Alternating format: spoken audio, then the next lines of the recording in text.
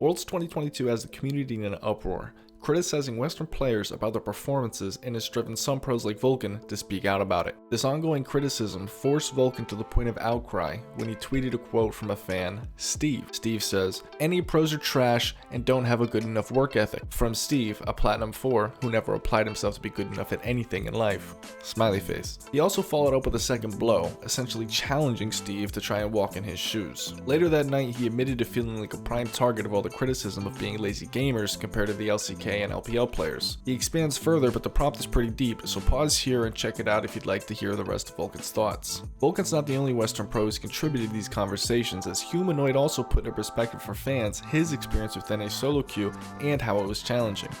He said, "Imagine playing football and trying to go pro, but all you're allowed to play against all year long is 10-year-olds, and you have to play drunk because you have 60 ping, and then every year you go and play against the best teams in the world that have been prized together forever long."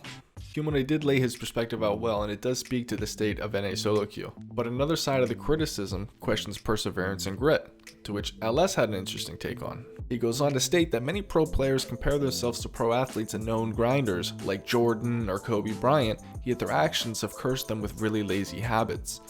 He claims that in his prime during his pro career, he would simply keep on practicing and analyzing his game in pursuit of trying to become the best player possible, and none of these other distractions would matter at all because they don't contribute to the primary goal. Another LPL expert also put out a statement regarding the psychology behind the grind set. Her perspective is in line with the quantity of games performed does not correlate necessarily to higher quality games, that more time can be spent analyzing these games and focusing on health or other aspects of life, and that could lead to higher quality games itself. So do you think Western players are not as committed to the league as Eastern players are? Let's discuss your take on the topic in the comments below, and if you've enjoyed the content today, please subscribe to the channel to help reach our goal of 1,000 subscribers by 2023.